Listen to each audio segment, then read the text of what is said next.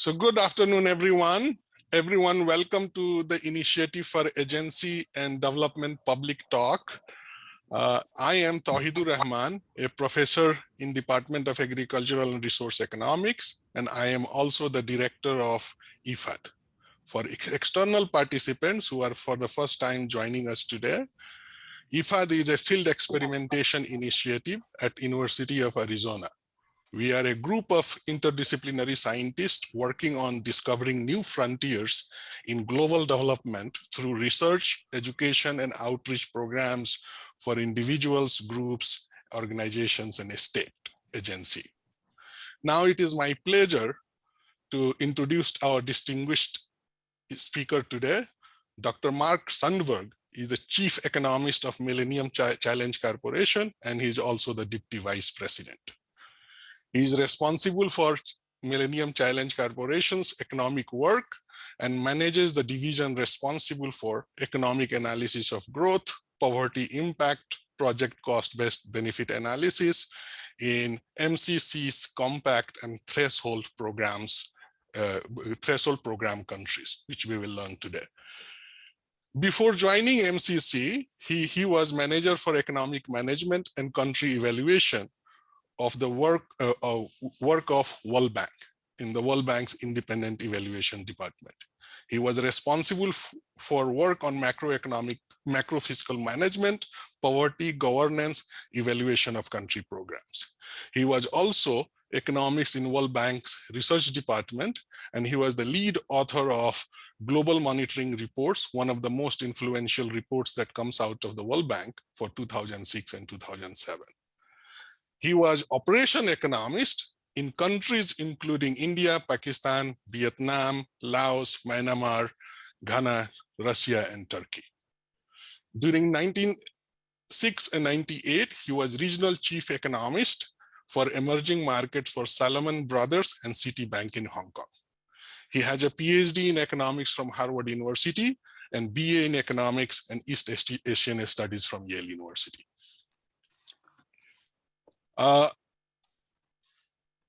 Personally, what I think about Mark is he is among a small group of economists. Mark will I will make him shy. Mark is among a small group of economists who have played all the grounds. He was regional chief economist at Salomon Brothers in Hong Kong when East Asian economies were going through economic transformation. So he is an eyewitness to Asian drama that was for the first time highlighted by Gurnard Myrdal in Asian drama. He was at the World Bank, as I told you before, in various capacities when World Bank itself was going through transformation. And he influenced in that capacity, various capacities, he influenced and shaped the policies around the world. And since 2016, he has been doing the same work, shaping and influencing the policy at Millennium Challenge Corporation's work in more than 24 countries today. He has ultimate insights into economic policy making. He can give you a glimpse into economic discussions in the corridor of international development institutions, governments around the world. Just 2 weeks ago, Mark and I were talking, and I realized after talking to him that I knew very little about economic history of policy making in my home state of Bihar. And not surprisingly, Mark, after I was done talking with you, for the next 3 days, I spent my time looking at those periods that you taught me and learning about what was going on in my home estate. So you can imagine why I am so excited that Mark, in this busy hours and his schedule, he agreed to give us a talk and meet us. And with that, Mark, thank you for giving us opportunity to talk to you today, and we look forward to your presentation. Now I will give you platform, and Mark will talk for about 30 minutes, and then we will have 50 minutes, and then we will have approximately 30 minutes for question and answer. If you have, for logistic issues, if you have any questions, please type in the chat or raise your hand using the feature of Zoom. With that, Mark, Welcome. Now, platform is yours. Thank you, Tauhid. That's indeed a very generous introduction. The breadth of my experience, another way of saying that is a jack of all trades, a master of none. So keep that in mind. When you first approached me and invited me to join for one of these seminars, I looked at the IfAD program, and you gave me a little bit of background on this, talking about the multidisciplinary audience. And I have to say, I have a lot of respect for efforts to bring different disciplines together to think about what are inherently very, very complicated questions. Economic development is indeed quite complex. Earlier today, I hosted a seminar on smart surfaces. And what are smart surfaces? Well, this was a seminar about climate change, about infrastructure, and about equity issues brought to bear on how do we do urban planning and think about the surfaces that reflect heat and inequities that come into that. One of the issues that came up at that seminar, and I just mentioned it in this context, is that it's so important to have multidisciplinary influences in discussing development. So, you know, hats off to the program that you are heading up at the University of Arizona and the multidisciplinary nature of it. I don't know if there's an... Yes, I'll drop you. Do you want me to leave you at the nails? No, because I don't have... I think we've got a bit of feedback there. Yeah, local mute, good.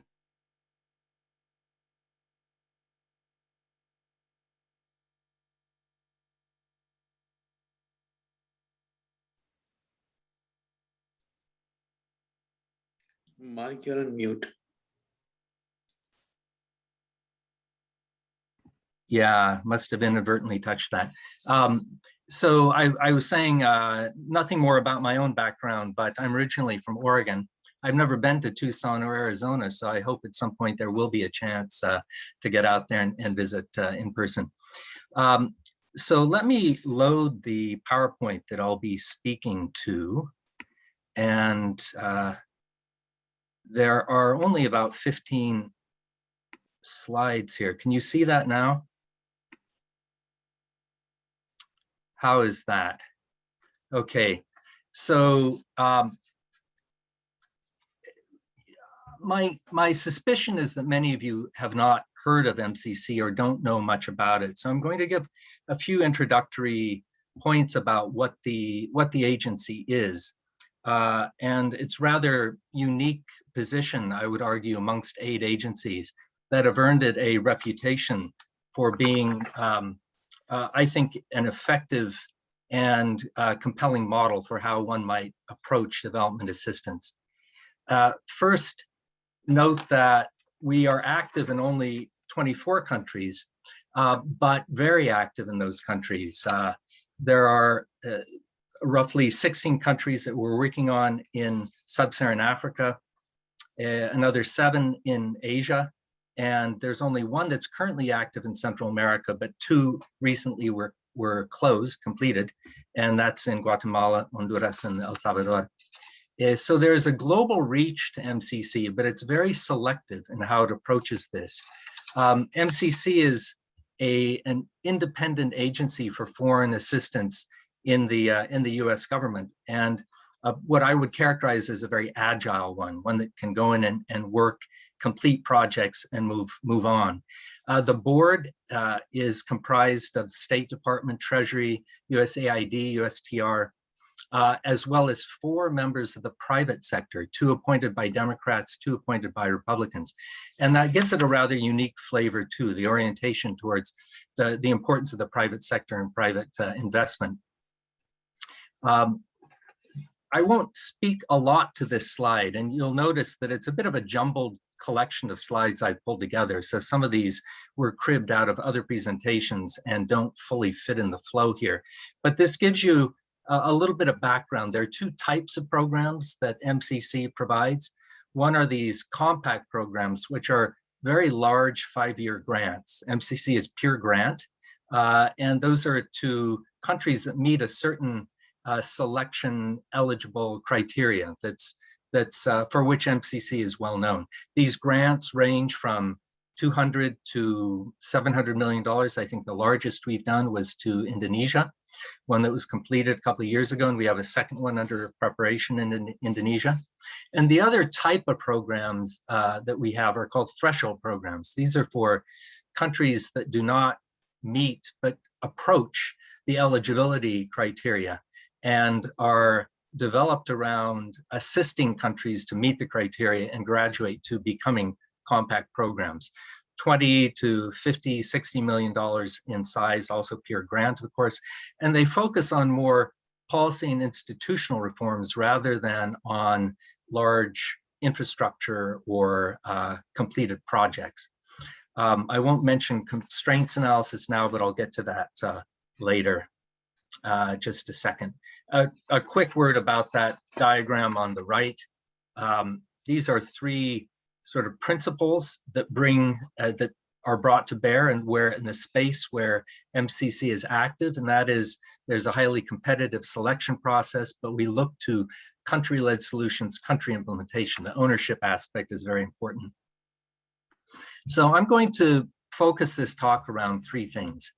One is to give a bit of flavor of the origins of MCC. MCC is now 17 years old. It was initiated under President Bush in 2004, but understanding the historical context and the sorts of debates that were going on at that time about aid effectiveness, I think helps to give you a sense of why MCC evolved the way that it has. Then I'll talk in some detail about its operating model and then move to some reflections on how it's evolving to fit future priorities.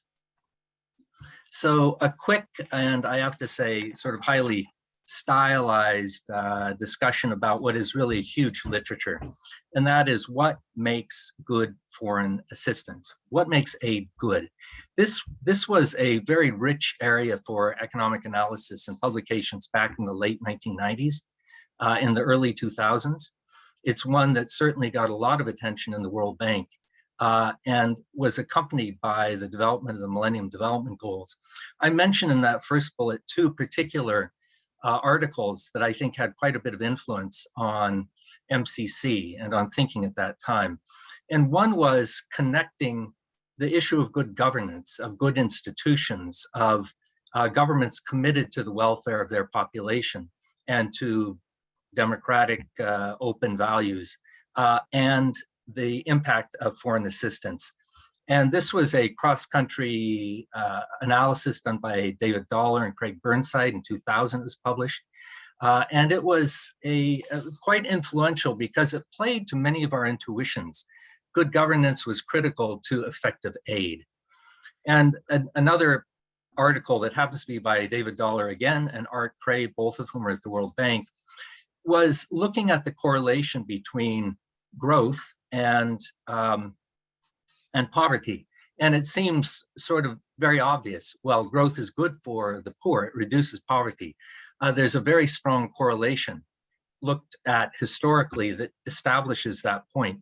But it's also quite controversial in many ways. And some of these ways we'll get into later in the presentation. You know, briefly, the Millennium Development Goals, which many of you I'm sure are quite familiar with, were announced in 2000. They gained momentum with the Monterey consensus in 2002, and what was perhaps a watershed in some ways, the Paris Declaration in 2005, which principles that was signatory to over 100 countries regarding how to make aid more effective, included these elements of harmonization across donors to reduce the burden on countries with limited capacity to comply with requirements of different agencies, alignment, consistency with poverty reduction strategies of the countries themselves. Country ownership was critical, and that included efforts at joint analytics and a focus on results and measurement and learning, as well as the notion that there's a mutual accountability that needs to be brought in to bear between both donors, international agencies like the World Bank or other multilateral development banks, and bilateral agencies. Around the same time, there was also I'd say a renaissance in creating indices. I think many of you will know the doing business indicators. We could have a completely separate seminar on that. But at the same time, there was development of quality of aid indicators, looking at how agencies ranked in these different criteria for high quality aid. And it was in this context that MCC emerged and adopted a motto of poverty reduction through growth. And there was a strong focus on what will be the key interventions in countries that we would work in that would improve growth and thereby reduce poverty. And there was also a sort of private sector, private investment focus on this, but the underlying issue was we are, the agency was dedicated to poverty reduction, but that would be through the medium of expanding growth. I then just note that what became an important operative tool in that process is this constraints to growth analysis. And I'll say more about that in a moment. Mark, just to interject, can I ask you one clarifying question? Please. In the previous slide. So in the previous slide, you said that previous slide. Sorry, yeah. Yeah, go ahead. Next one. Yes. Yeah. So this MCC, this the motto of MCC, the poverty reduction through growth. Do you mean to this, as you said, that there is it was very controversial idea when Dollar and Cray wrote that paper, and they received also a lot of. So do you mean to just say that MCC focuses on strategies and policies that will accelerate economic growth, or do you also consider growth plus policies that are more effective in poverty reduction? Yeah, I will circle back to that question in later slides, but let me say in brief that the notion of growth being a critical driver for poverty reduction in aggregate is sort of indisputable. And it's something that was controversial at the time, largely around methodology, using cross-country regressions and the way you're dumping variables to explain these. The controversy erupted over this because if you shifted the countries in your sample and chose a slightly out of sample set of years, expanded that, you found that in fact the positive effect could be shifted. A lot of the cross-country regressions at the time were problematic in that way, especially on this good governance and aid literature. But the notion, I think it's quite intuitive and well evidenced that good governance and strong growth are critical factors in driving poverty reduction. But we'll get back to the notion of what is good quality growth. How would we think about the quality of growth as accelerating or shifting the nature and participation in inclusion in growth? That will come up quite a bit in subsequent discussion. So if I can just move on, the key elements then that were brought into MCC were focus on governance, critical importance of transparency, democratic values. This notion I just mentioned that growth is really the key driver for poverty reduction, country ownership, both in co-creation of how we would work together, the selection of important areas to invest in, and the implementation of compacts is at the center of MCC. MCC is pure grant and large. It's the co-financing, and there is some co-financing requirement, lower for low-income countries and higher for lower middle-income countries. And all aid is untied. And I want to emphasize this point. There's been a long history of bilateral aid being tied back to national sources of contracting and assistance, but there was the aid from MCC grants are untied, and it was highly focused. One of the concerns about aid effectiveness at that time was that there's a lot of fragmentation. I worked during this period in Vietnam, and at one point, adjustment lending in Vietnam had 17, 18 different bilateral, multilateral partners, each with their separate interests in what conditionality and components would enter in, and became quite unwieldy. So that focus with large compacts, predictable financing is an important component. And finally, a commitment to strong independent evaluation, both for learning and for accountability purposes. And I'll circle back on some of these points. What you see in this slide here is something that took some years to generate. And there are elements in it that I think remain a little bit fluid, but this represents the key requirements for every compact that MCC negotiates. And they're both required components, optional requirements, optional criteria, and then what we call institutional criteria. But I want to focus on first the required criteria. This notion that MCC is an evidence based decision-making agency is really illustrated in these green shaded squares on the critical need that our interventions are addressing a root cause of a binding constraint to growth. And I'll return to that to give more analytic content to it. The notion that it will generate value for money, that it has economic returns that exceed a certain threshold. And that is a critical point. I think it's taken more seriously really than any other multilateral or bilateral agency, clearing that threshold to demonstrate value for the use of taxpayers' money effectively. The clarity of metrics for measuring results is a fundamental part of MCC's model.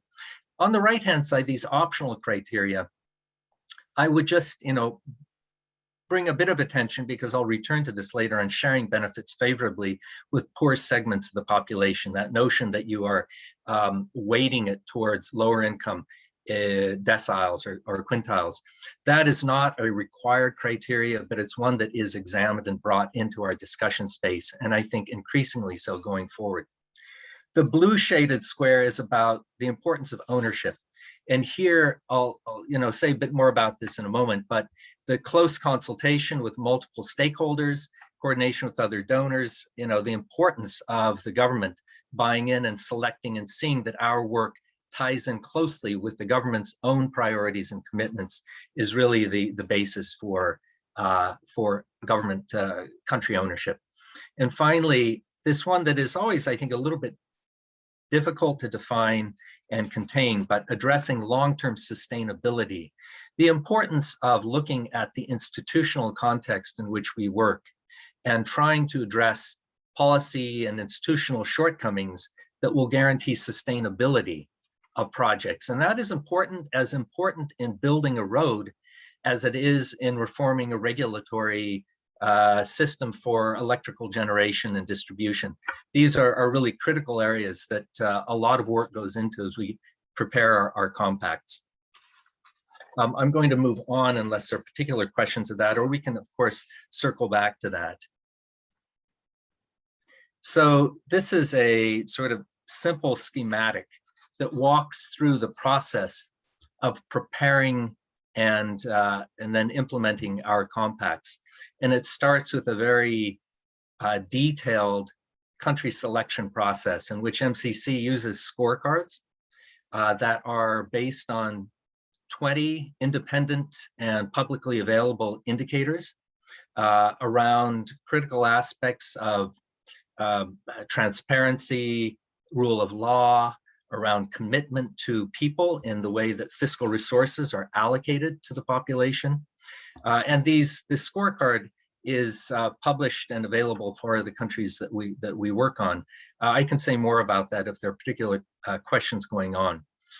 The analytics, the two next columns here, country analysis and investment decision, is where I'm going to spend most of my time. This is really the bread and butter of what I work on and the economists do in MCC. And that starts with, there are 4 exercises that are in a sort of, you can think about a time-bound process as a compact is prepared, that starts with identifying what are the binding constraints to growth. How do we approach that? How do we identify it and put it into country context? Secondly, having identified binding constraints, what I would say is perhaps the most important part of our job or of the analytic work is getting at the root causes. Root causes are never simple. They're complicated, and they require approaching this elephant from each part of the animal. So we have close consultation with civil society, with government, with private sector, with think tanks, to try to get a richer sense of what is really the problem in addressing and removing that constraint. Moving on to the actual investment decision, I mentioned earlier cost-benefit analysis, that notion of value for money, and we could spend an entire session discussing that alone, and the importance or the approach that we take to that in the agency. And finally, beneficiary analysis, and I'll return to this in a bit. The last two columns really pertain to this focus on results, investment monitoring. I was very impressed coming to MCC for the first time, and incidentally, I arrived at MCC 3 weeks before the previous election when President Trump, former President Trump, came to power.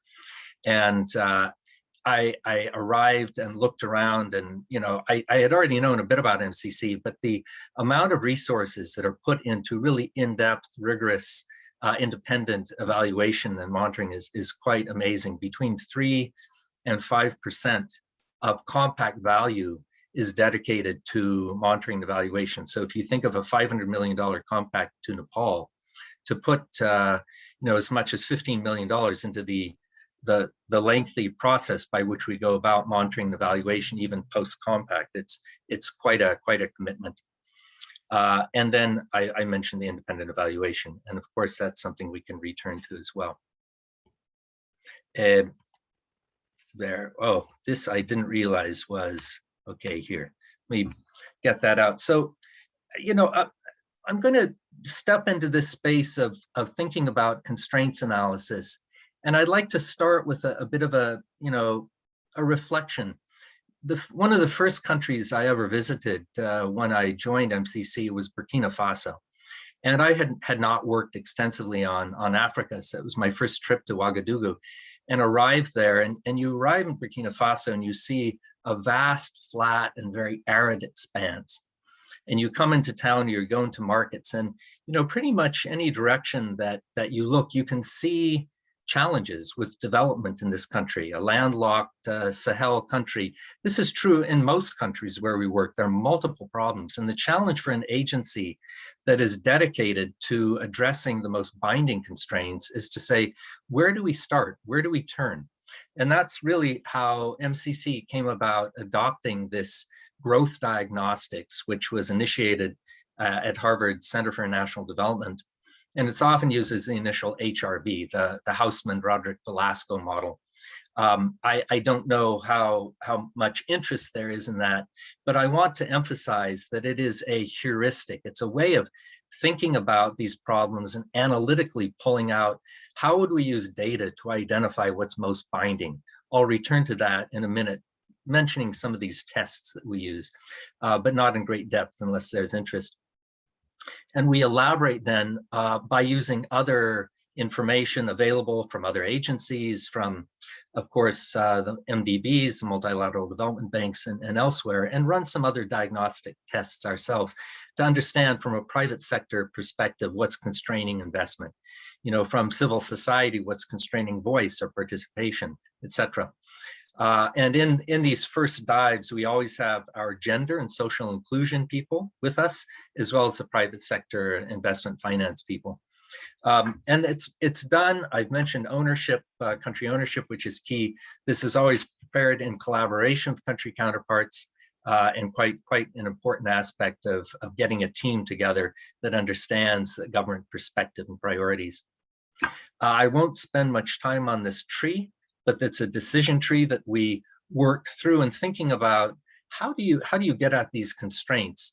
And there's quite a bit of material out there, but broadly you're thinking about is there a constraint to access to finance that allow investors to take potentially profitable enterprise investments forward, or is it a difficulty in appropriating the benefits from existing opportunities that are there, low appropriability, low social returns? And that comes through several sources of risk, and also to shortages in complementary inputs, whether it's natural capital, that is land, and maybe there's plenty of land, but the institutional context of accessing land is a problem. But the tests that we use walk through these constraints and try to identify what is the most binding. Here are these tests, and we could spend a lot of time on this, but I'd like to just give a quick sense of the intuition and then move on to some of the other contextual issues that we work with. You know, an obvious question is to ask whether there's a high cost that's facing firms, access to electricity, or the skills, human capital skill set that they need, or sort of rule of law and governance factors that may make it difficult to invest where you want long-term investments and need security in contracts. Is there a correlation between growth and that missing component of your production function, so to speak? Is there evidence that because of the challenge in accessing a key component needed for growth, that there are efforts to circumvent that? An obvious example is in electricity. Many firms investing in business, small or large, need reliable electricity, as do hospitals and schools. If you see that there's a high reliance on generators rather than on-grid electricity, that's an indicator that it's very expensive and very costly for a broad array of potential investors. Generators are far more expensive per kilowatt hour than on-grid electricity. And finally, is there evidence that firms that are less intense in that factor or that sector of input are more likely to survive? So these are these 4 tests, but I want to move on, and we can return to this if there are further questions about it. So the next, having identified, whether it's often 1 or 2, sometimes 3 constraints are identified, but having identified this, as we did in Burkina Faso in the power sector, or in Cote d'Ivoire, where we looked at urban agglomeration and access, transport and access to the port, as well as education. There were 2 sectors identified. The next step, though, is to go into this root cause analysis that I mentioned. Here, the array of consultations and tools that are used to try to tease out what are the critical institutional or legal or behavioral constraints to addressing those or problems, root causes of those constraints, we try to work out. I won't walk through this particular example, but let me move on to what we're having identified the root causes. The next stage is to work with, here, I'll get this in, to work with engineers, government counterparts, and to then develop the specific interventions that have been built around that constraint and the key root causes. And recall that a requirement of every investment we have is that we'll be addressing those root causes. Having then developed the proposed intervention, it might be in the power sector, it could be generation, transmission, distribution, it could be getting the power into businesses and households to reap the direct and indirect benefits that accrue. How can we think about value for money in this and prioritize to ensure high value for money? And this is built around a program logic. Any of you who've looked at evaluation methodology know that this is a building block for any evaluation, linked to, of course, the economic logic of the work that we have before us to assess. It has to be based around a counterfactual. What would the outcome be in the absence of that project? And we can discuss that further. The details around cost-benefit analysis, again, this is a bit of a science, but it's also a bit of an art, and it's an evolving art. Right now in MCC, we're looking at some of the issues of how do you value externalities, like the reduction in greenhouse gases, as we pivot to more importance on climate change. And that's a thorny issue, and thinking about the valuation and shadow prices associated with externalities. We can return to that if indeed there's interest. And then we're calculating an economic rate of return net present value.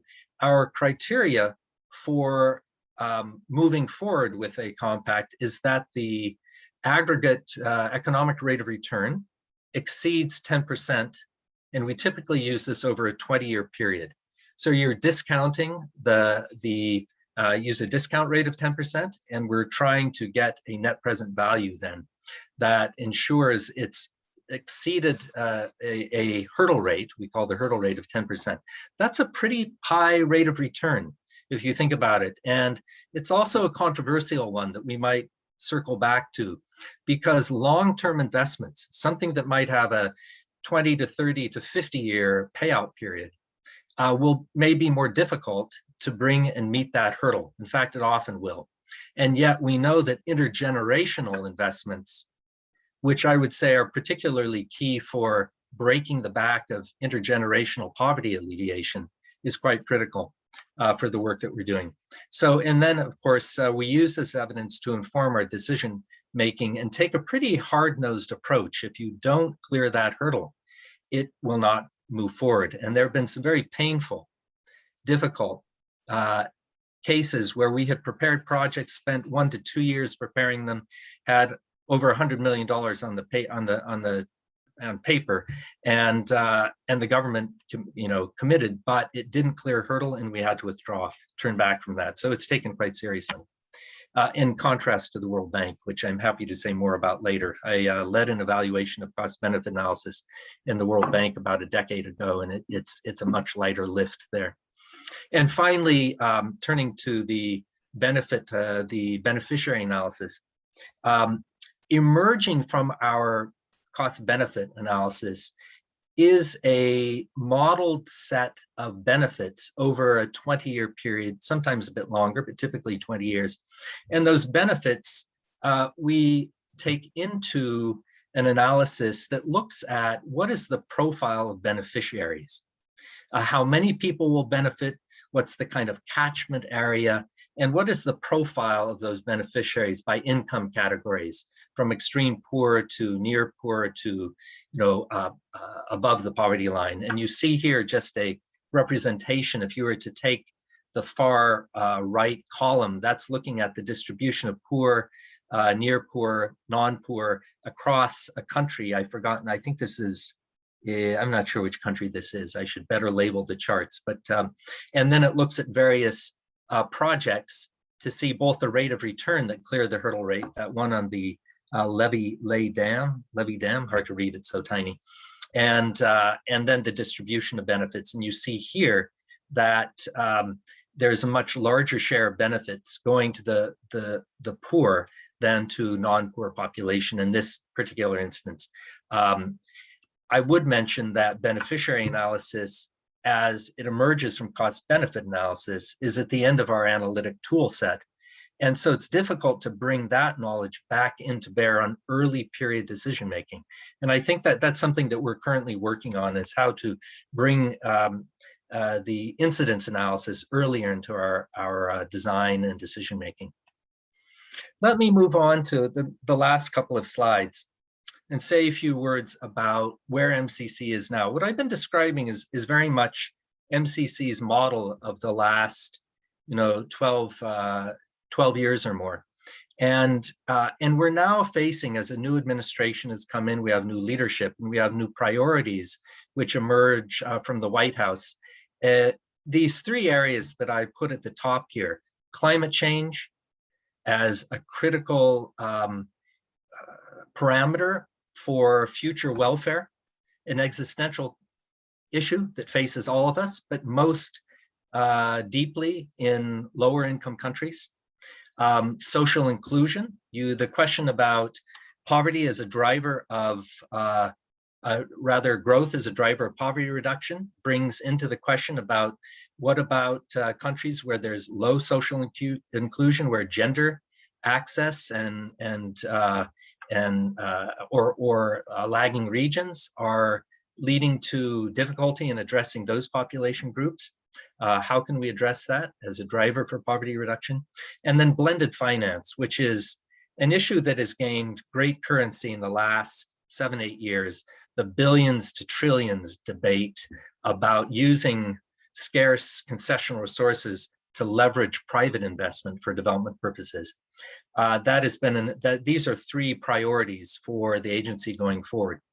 Let me mention a bit about the tools and MCC's effort to continually revisit our methodology to strengthen the evidence basis for decisions. And there, I've mentioned that the growth diagnostics as a sort of narrow, simple four-test tool is really a heuristic that needs to be accompanied by a deep understanding about gender equality and gender equity issues, about jobs diagnostics and employment labor markets, because often, most typically, the ability of the poor to escape poverty depends on the return to the assets they own, and the asset they own is their labor. They rarely have much more than that. So bringing that aspect of labor markets and jobs into the equation, I think, is quite critical early on. Natural capital accounting, circling back to growth strategies that deplete natural capital. And of course, important issues around distribution, fiscal policies, decentralization, we can return to this, and service delivery. And finally, results-based finance. We have a working group that's looking at tools for results-based finance. Cost-benefit analysis, I could spend quite a bit of time on this, I won't, but looking at how we capture indirect benefits that are very important oftentimes for interventions that are made. This question I raised earlier about discounting and capturing intergenerational aspects, particularly important for climate change interventions for adaptation or mitigation of climate change, and the valuation of externalities. Bringing the beneficiary analysis forward, I mentioned earlier, and regional integration. I'm going to, this is my last slide. I know I've gone on for quite a while here. Actually, let me just say regional integration, that a couple of years ago, we got congressional authorization to work on adjoining countries to look at the integration across markets, whether it's through power pool or natural resource management, water, transport, things that are critical to generating larger market basis for economic scale. So important in sub-Saharan Africa. It's an area that MCC recently was given authority to develop compacts around. So last thing I'm going to mention, partnerships. We have a number of partnerships. Just ticking down this list here, looking at fiscal incidence analysis, that's joint with Tulane University, where Nora Lustig leads a Commitment to Equity Institute, doing very compelling fiscal incidence analysis. And they're doing some interesting work for us now, looking at how that can be brought to bear on infrastructure investments that are key to MCC, and looking at sort of subnational lagging regions work. Okay, modeling climate change uncertainty with consortium universities, jobs diagnostics, blended finance instruments. We're working to develop specific instruments that have been recently announced with the Development Finance Corporation. Urbanization, key to agglomeration economics and growth opportunity in sub-Saharan Africa, but elsewhere, and access and application of international evidence through the 3IE. I put at the end, what about with the IfAD at the University of Arizona? We'll have to explore that going forward, but I certainly look forward to questions and considering opportunities down below. Ending with this slide, reducing poverty through inclusive growth, which is really a direction that we're moving in. I'm going to stop sharing this now so that we can see each other, and hope that that has generated some interest in MCC. Thank you. Well, thank you, Mark. This is wonderful. This is, you have given us a lot to think about, and I'm sure we have a lot of questions. So before I start, anyone who has a question, please, you raise hand and you can ask directly.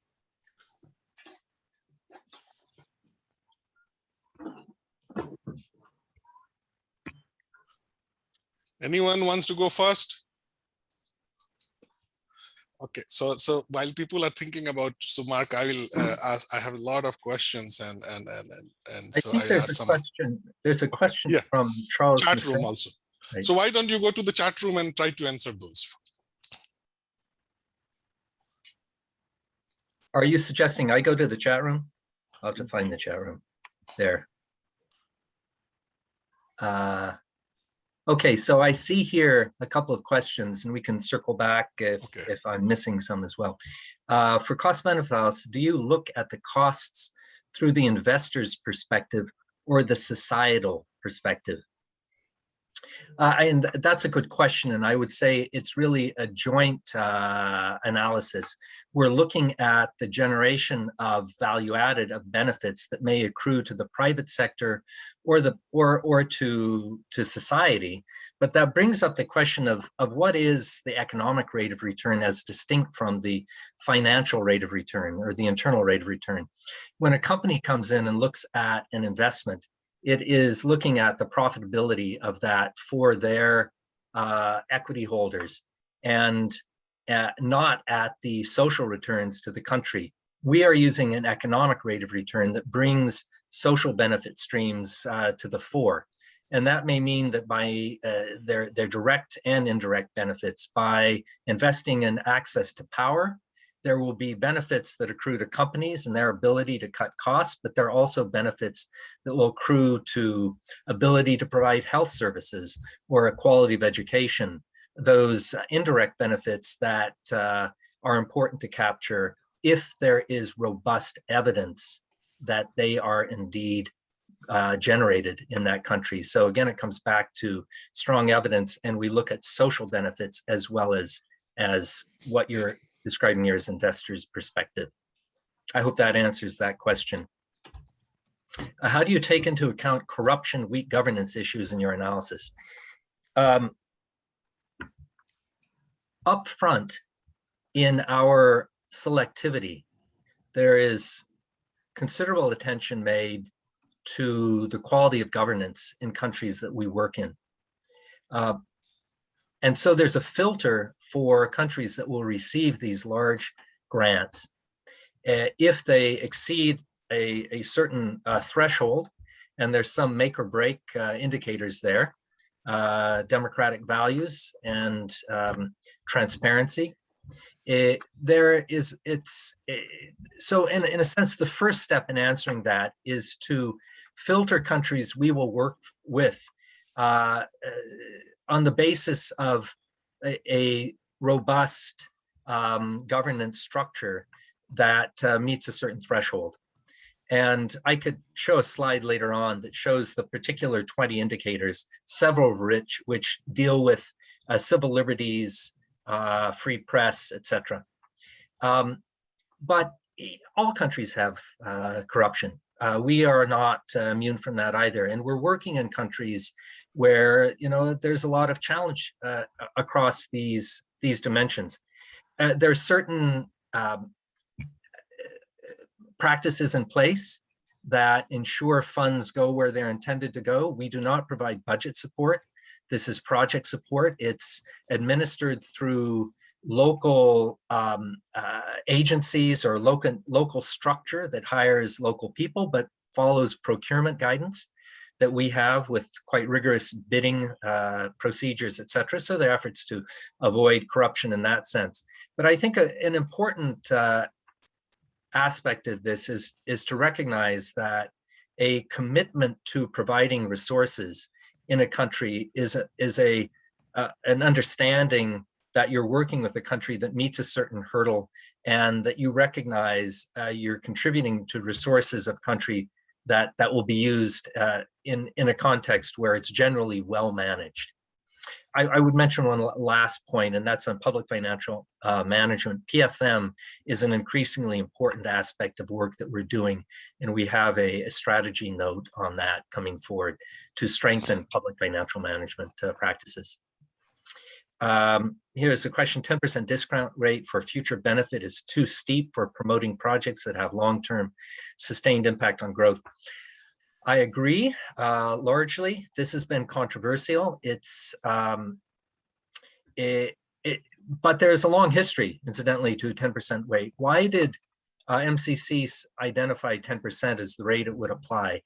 Well, that is a rate that has been used in multilateral development banks for decades. The 10% rate, and incidentally by USAID, it's either 10 or 12% in USAID. The question is, what do you use that rate for? And how committed are you to applying it as a threshold for decision making? In the World Bank, it's often the case that the ER is calculated after investment decisions are made. It's not even a key criteria for accepting an investment. So when I said earlier that there's really a different practice, it's also applied now to somewhere between 25-28% of projects in the World Bank.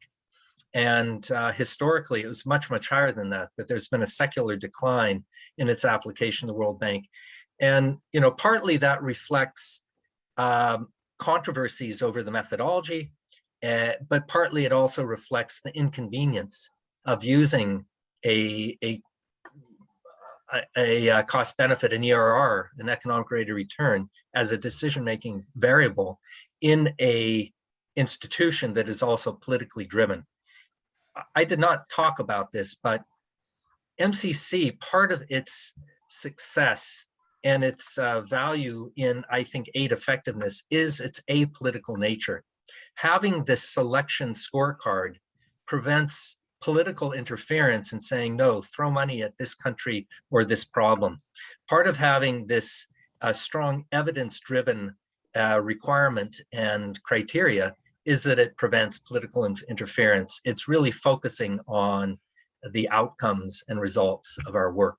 So in any event, I agree, though, that for intergenerational impact, like in climate change, or for early childhood development, when you're investing in the welfare in the first 1,000 days of a child's life, that is often the most critical period for breaking the back of poverty and extreme poverty.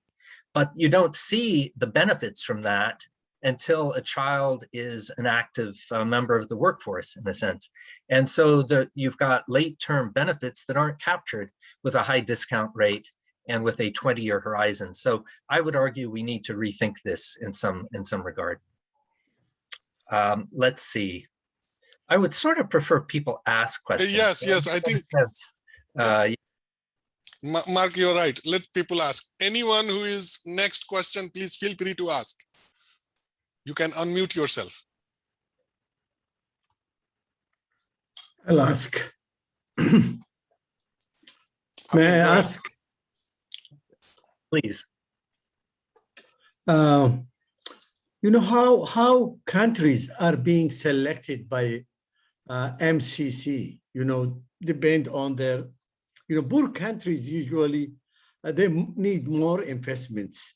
And then how, you know, if you don't put too much investment into that country, there will be no removal for this country out of the poverty trap. How do you decide which country has the priority?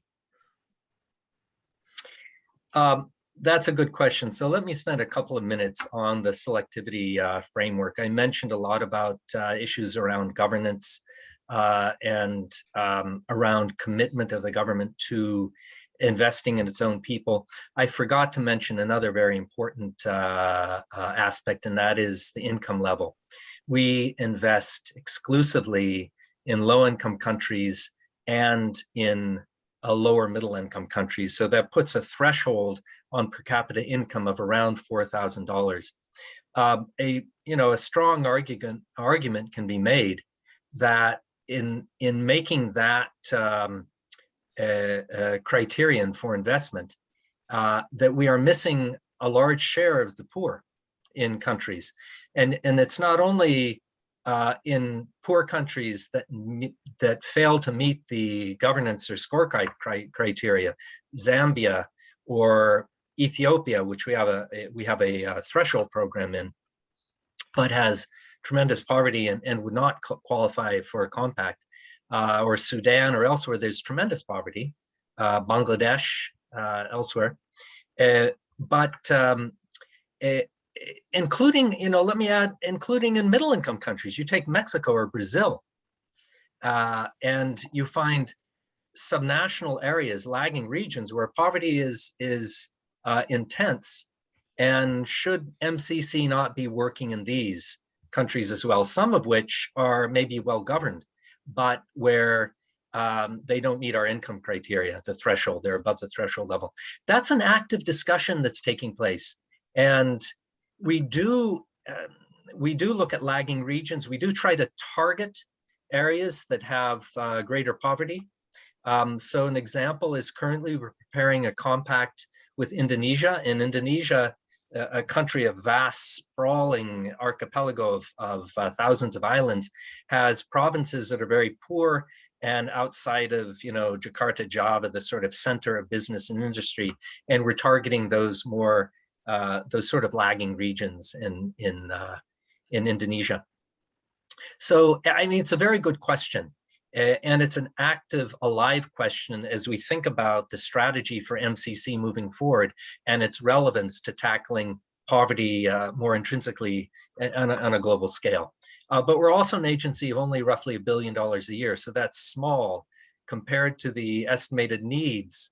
I won't discuss, unless someone asks me about it, the nature of US foreign aid stacked up against other countries. But while we're the largest single donor by virtue of being the largest economy, we are quite low in the totem pole for the share of the foreign aid that we give as a share of our GDP.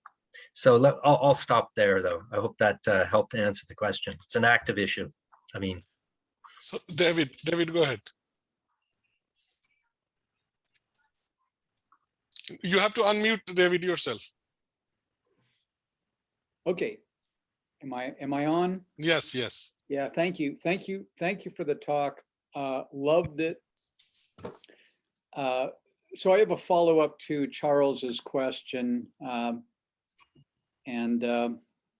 So blame Charles if it's not a good question, but so there's a question about you've got lots of questions and your MCC faces a lot of questions, but some of those questions are political, some of those questions are about optics. So you could say, look, there's a question about how bad the problem is in a particular place. There's a very different question about how much good can you do. And so I can't imagine that you don't have questions not about whether you can solve problems, but about the optics. Do you ever feel pressure to do something in a country, not because you can actually help, but because it looks really bad if you don't try? That's an interesting question, and one that you know I'd like to spend a bit more time on. I don't think that we are pressured because of optics per se, but having said that, there are instances where our compact work has been very visible and beneficial from a sort of foreign policy optics standpoint. You might think about the Middle East, which is a hotbed of political strife and issues. We are active in Tunisia, which is often seen as sort of the last really reforming country in the wake of these revolutions that took place. But we are also very active in Jordan at a very timely point where the Syrian conflict broke out, and we were there investing in the water sector when 1 million refugees came across the border. And it was very, I think, quite an important set of interventions that were made there, and a well-sustained one that brought the private sector in as well. Yes, the optics are always something that we look at our face of this. But when I mentioned that we are apolitical in that sense and protected from it, I think it really does. It's a critical thing that we are not pressured to go into countries where particular political interests might lie, and to avoid that. It preserves the integrity of the work that we're doing. You know, having said that, let me mention something that circles back to Tauhid and a part of the world he's particularly interested in. Several years ago, when I was still at the World Bank, I led some work on a diagnostic on Bihar, India. Bihar is one of, or the poorest state in India with over 100 million people. It's been carved up a little bit. It may be hovering around that number, but it's a critical state, a Hindu heartland state with enormous challenges, poverty, bordering on Nepal. We're active in Nepal, by the way. And the question comes up, India that does pass the scorecard, should we be active there? And the optics here are complicated because you've got a country like India, which is enormously wealthy in some regards, and yet has enormous poverty and has a space program. It has, should we be putting our foreign assistance into this? And if it has the reserves that the central bank now has, and what could be quite a large sovereign wealth fund, if you think of it that way, why aren't they putting those resources into Bihar? Well, I happen to know some good reasons why they're not putting those resources into Bihar, because, linked to capacity and institutional issues and political balance across a very complicated democracy.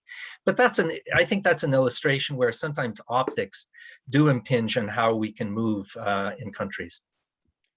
Thank you. Thank you again. Yeah, Mark next. Mark, go ahead. Mark Nichter, you had a question. So go ahead, Mark. Okay, yeah, it's kind of a follow-up in relationship to late-term benefits. What thought is given to gender relational investments that have generational impact?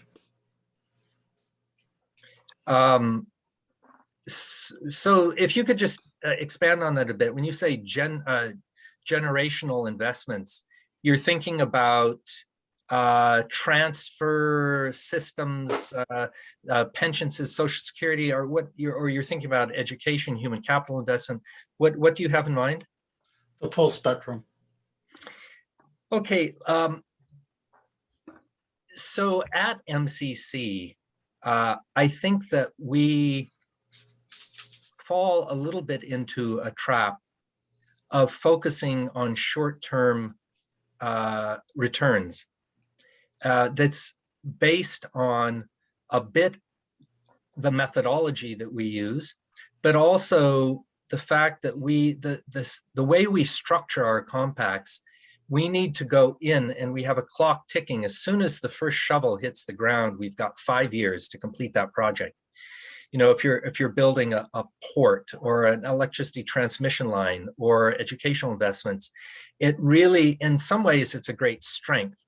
You can't extend it. In the World Bank, maybe a third of projects get extensions for one reason or another, but you can't drag your feet, and you end up coming towards the end of that ticking clock period, and you've got to, advance your disbursements and advance the project if you're going to complete it. And that's that focus on ability to complete a project quickly. 5 years is actually a very short time in development history, and you're dealing with politicians who may have an even shorter time horizon. So, we do focus on short term, which means I think that the challenge now in thinking about climate change, and where we look both at mitigation and adaptation, but the real challenge for us is more on the adaptation side. There may be renewable energy investments where you would think about how to reduce greenhouse gas emissions and green the sort of electricity generation country, but mainly it's about how are these countries going to adapt to climate change. And there's not only a long-term perspective that needs to be taken there, there's also tremendous uncertainty. The modeling around this raises a question of how do we address uncertainty in decision-making and take into account the long-term nature of this. I think it's a very good question. It's one that, frankly, I think haunts the profession. It's very true at the World Bank. I led an evaluation or managed an evaluation on early childhood development. So that case of investing in the first 1,000 days needs not only multidisciplinary approach, which is often difficult. There are incentives to advance your sector, advance your discipline within agencies and within governments, quite frankly. When you need to bring the power sector together with finance, together with rural agriculture and water, and get them all together in one table, it's much harder. Anyhow, that's a long-winded answer to what I think is a very complex question. So Mark, let me ask you one question, and then I have a few other people who have raised hands. So this is just it will help you to talk further on previous questions. So I have three issues which I have been, actually it has raised my curiosity. So it is less of a question, but more of clarification. One is that most of the countries where MCC is working, those countries are traditionally not known for having a good quality of data. So when you are thinking about identification of root cause, right, and projects and drivers of poverty, these countries don't have very well developed household survey, or at least longitudinal. So my question is, if you have, can you elaborate, how do you deal with those kind of things? Do actually MCC requires to collect data, or same constraint that World Bank used to face, these countries don't have? So that is one issue about the data. Second issue is that you mentioned that you do counterfactual analysis. And here, so this little bit to me seemed in conflict. On one hand, the rigorous method that MCC has to identify a project and select a project are basically, you will end up with 1-2 projects in a particular country that meets your criteria. And so how do you do counterfactual there? There is no counterfactual. You select countries, the projects that checks all your boxes. And so you will end up with 1-2 possibilities, and there you invest the money. And where you put your money. So how do you do counterfactual there? I mean, in what sense? Do you collect before and after data, or some kind of things? So that is one issue I had. The third one is more, which is, I'm very fascinated by what you said, and this is something which I find it very interesting, is that in the beginning, when you talked about how MCC selects project and decides its investment, the lot of focus was on economic growth to reduce poverty. And you yourself mentioned, so this is not a question, but I want you to elaborate it more, that you also care about distributional consequences. You care about inclusive growth, you care about gender, you care about, it seems like you care about inequality, but at the same time, you mentioned that you identified that these insights don't come in time enough for you to redesign the project. So how do you balance that? Because I do feel, from my point, my background and my own work, is that I do feel that this is where a lot of controversies came in 1980s, when you were talking about David Dollar and other stuff, that the implication, a lot of people thought at the time of World Trade negotiation was going on, that poverty, economic growth is the recipe for poverty reduction. That is what a lot of people interpreted. And that took away the focus from the importance of critical infrastructure, education, healthcare, hygiene, sanitation, electricity, safe water. So for me, the issue is that so how do you balance those kind of things that I would like you to talk about that. I should expect tough questions from you, and several of them. I think there are actually more than 3 questions there. But so your first question's about data.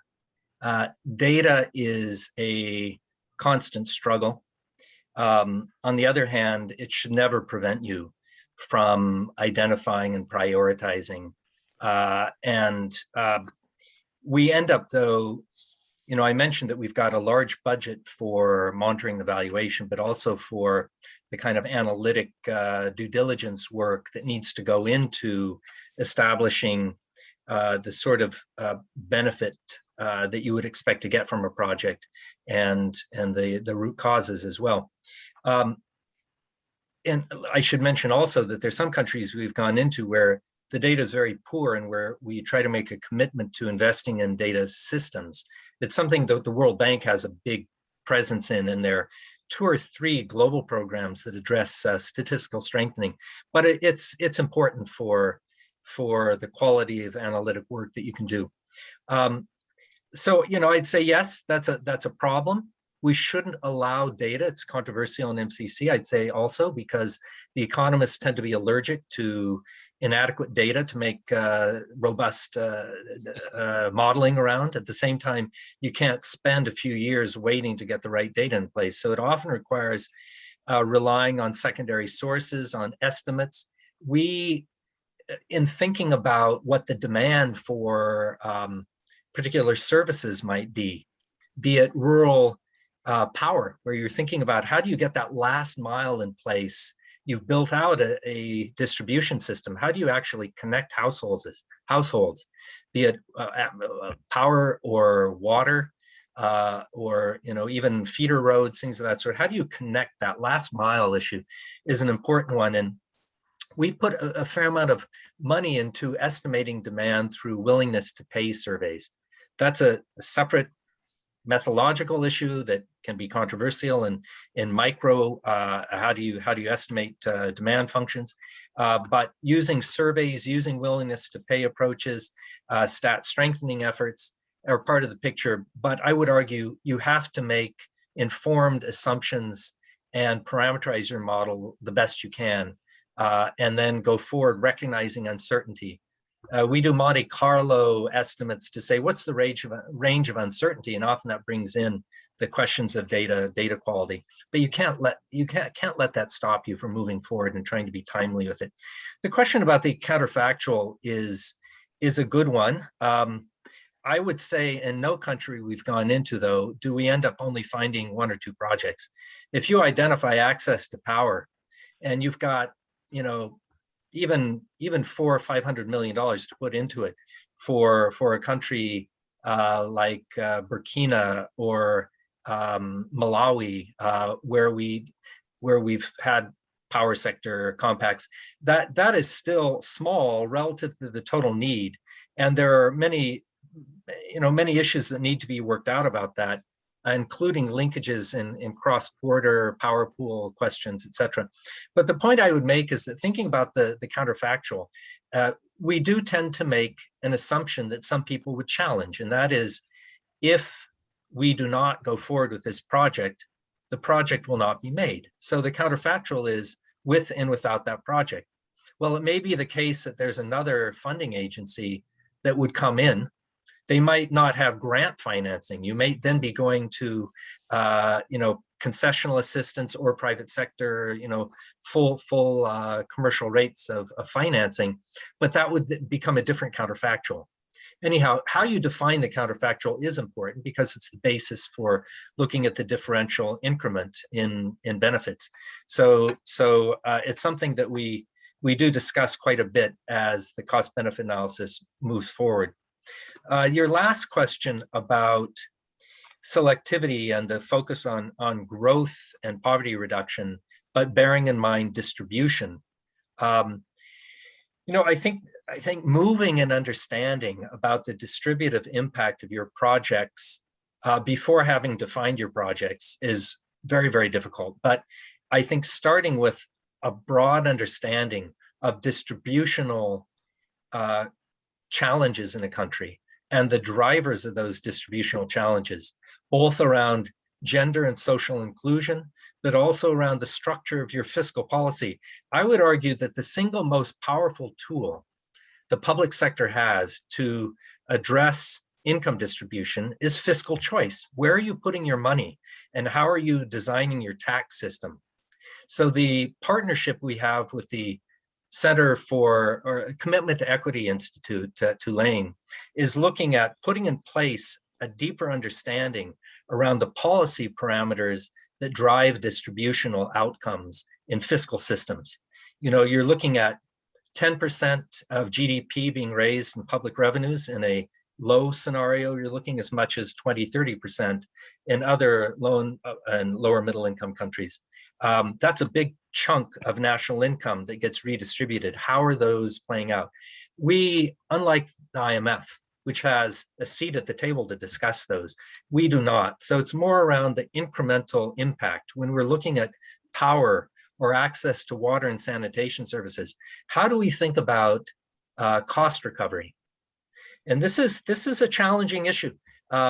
Cost recovery, where you're investing in and getting services out to poor communities, raises this problem that I mentioned earlier about getting that last mile in. And I think we need to be a little bit more relaxed in how we think about sustainability based on cost recovery. Yes, a utility needs to recover costs, but one source of that cost recovery should not be on the backs of poor households. It should be through deliberate decision or social contract that says we need to subsidize access to clean water. And so part of that comes through an understanding of how those fiscal decisions influence distribution. We want to bring that information into the room to discuss with governments. It's something they're well aware of, but often the analytics and the sort of ability to make decisions around those parameters we can contribute to in our dialogue with policymakers. So I'll stop there, but I feel like any answer to these questions is always partial. Yeah.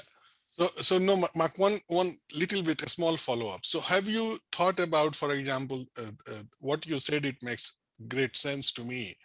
One thing is that the issue is not that you are not thinking about distributional consequences. You are paying attention to, and also you highlighted that this is your new priority areas, social exclusion and those as inclusive development. As a part of your diagnostic, can't you have in the baseline, when you are identifying a project, to have a feasibility study where you also simulate distributional consequences? And the reason why this, I'll tell you why I'm asking this again, is the following reason. I mean, you know better than anyone else that in any poor country or any neighborhood, any region you go there, there is a prevailing extent of inequality, whether it is gender, rich, poor. Often it is complicated by the fact that there is a different ethnic composition, religious composition, all those things are there. And these inequality itself is an outcome of a power structure, social structure that exists in those countries. Now, in that context, now you think about identifying a project that is growth promoting, that meets, let's say, 10% criteria of rate of return, 5 years, 10 years. It seems intuitive to think that any kind of strategy, economic growth strategy, as a part of project you develop, they are going to further accentuate the power structure that was already the reason to begin with, the reason of prevailing inequality.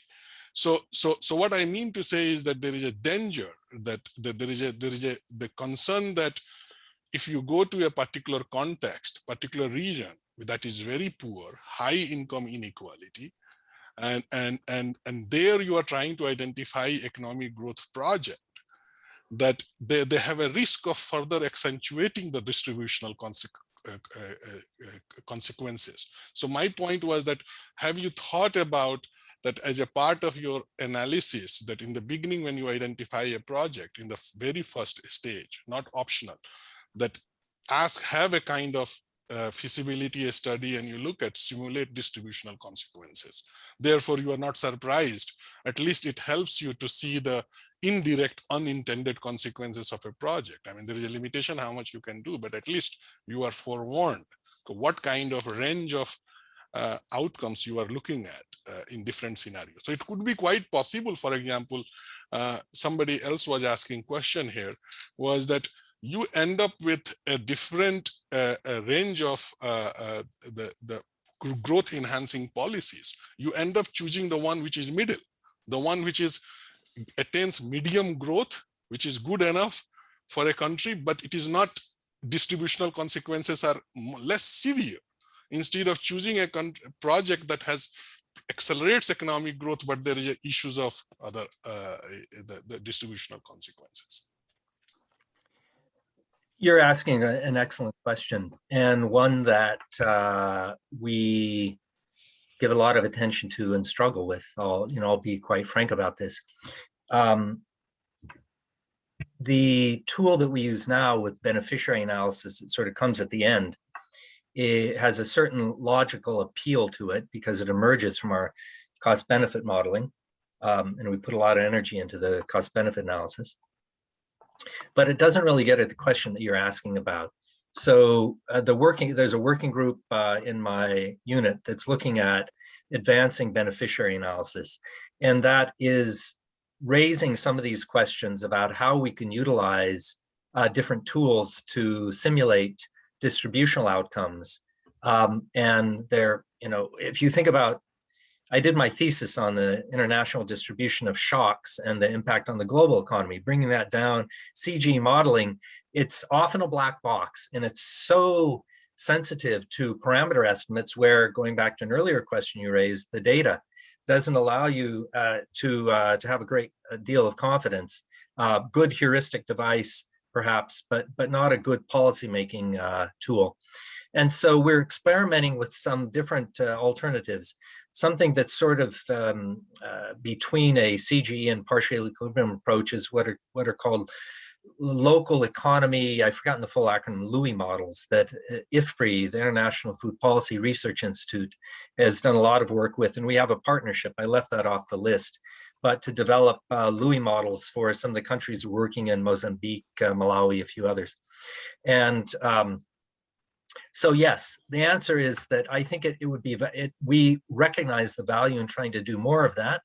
I am a bit of a skeptic about how rich that can be because of the complexity and the interdisciplinary nature of this. And the political economy, we also invest in doing political economy analysis, but we're trying to understand social structures, trying to understand, bringing in early on from the get-go, our gender and social inclusion people in there looking at what are the sorts of constraints to participation.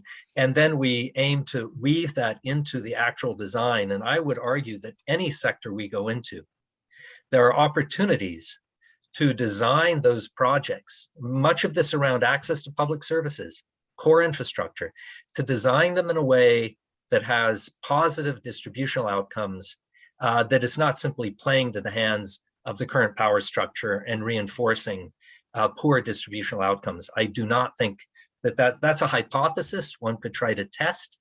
It's difficult to test, but I think it's an important one. And what I would say, though, is a very difficult trade-off for the agency, and it's one that that other development agencies struggle with.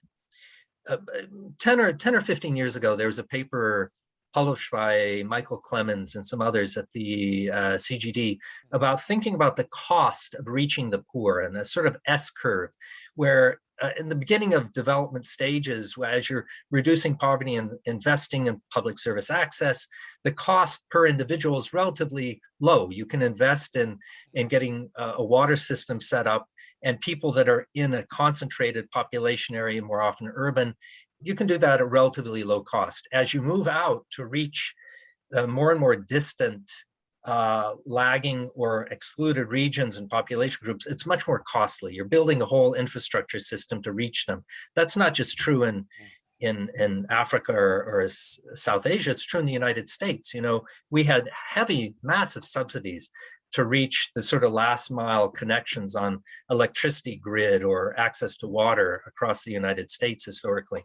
So that S-curve raises a question. If we're going into Senegal or Cote d'Ivoire or Nepal, and you say, well, we really want to get those pockets of extreme poverty, but it is much more expensive to reach those than to concentrate on urban poor, where the unit costs, you're still reducing poverty, but the urban costs are lower.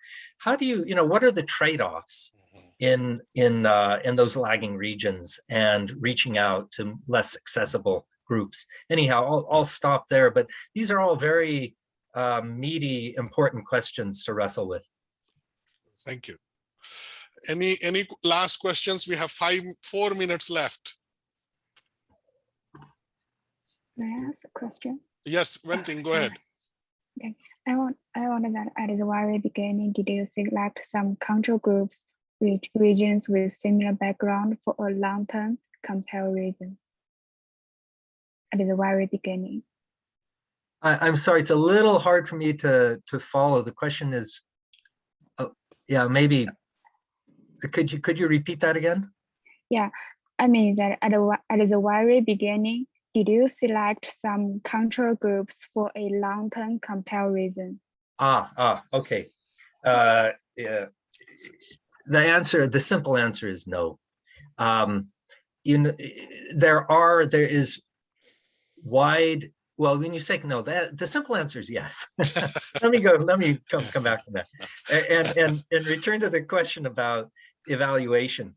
And I was sort of in the country selection mode. We don't select countries to think about comparison and how we go into different sectors.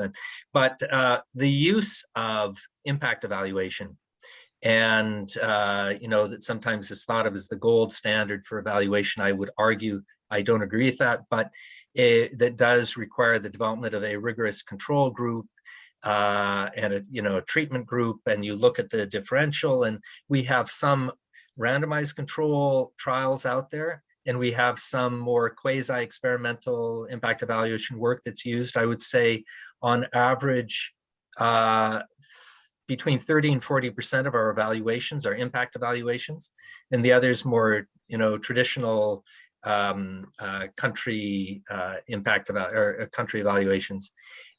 One of the challenges with impact evaluations is that you need to define your intervention in a very precise way that would allow you to set up for a control group and a treatment group. And oftentimes our interventions are multi-dimensional.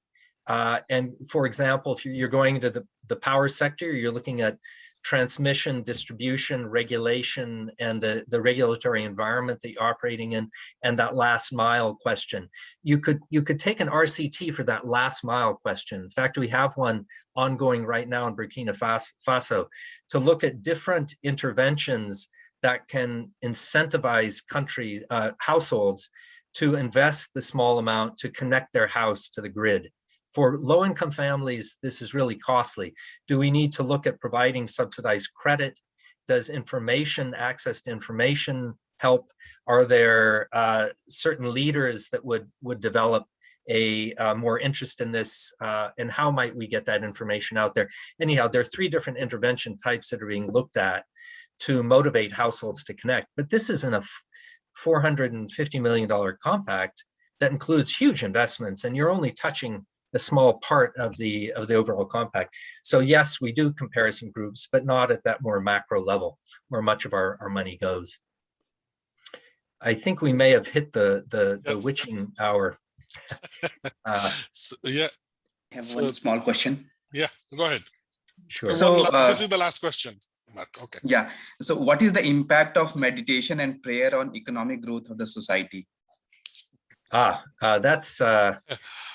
That's one that we need. We need a very rigorously defined control group, treatment group, in order to answer that question. But if the bigger question you're asking is more related to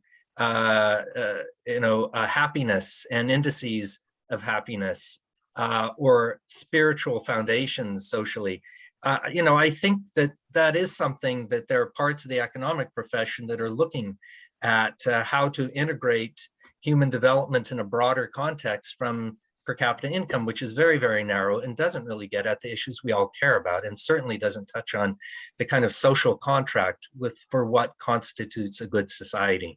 I don't think I have more insight in that particular question, but it brings me back to something that we started with. And that was when I looked at the IfAD program. And Tauhid mentioned that this is a multidisciplinary group. And I think that is so critical to thinking more deeply about what we do with foreign assistance, how we can be effective, and how we can really help people. It requires the skills of many disciplines. And that's why I appreciate a group like this coming together to wrestle with these complex issues. So thank you very much, Tauhid, for this opportunity. Thank you, Mark. This is we could not have expected a better talk today to conclude our semester. So this was just wonderful. You have given us a lot of food for thought, and at University of Arizona, we are looking forward particularly at IfAD. My co-conspirators are in the room. Professor David Smith, who you already talked, Charles Nasser, they're here in the room, and Jane Bambauer, Russell Tronstead. So we look forward to working with you in some capacity, and I'm sure and continue our discussion. And to U of A audience, Mark will be back in person So I'm going to commit for himself. He will come back and we will have sometime soon when life gets normal and we will get to talk to him in person and share a few drinks. So Mark, thank you. Well, lift Have a a glass to wonderful that. Yes. Thank you. Thank you very much. Tauhidur. Thank you. Thank you. Enjoy your summer break. Oh, thank you. Thank you, Mark. So long now. Okay.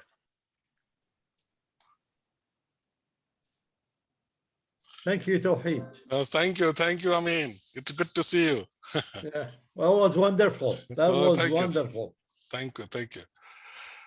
Okay, we'll talk. Okay.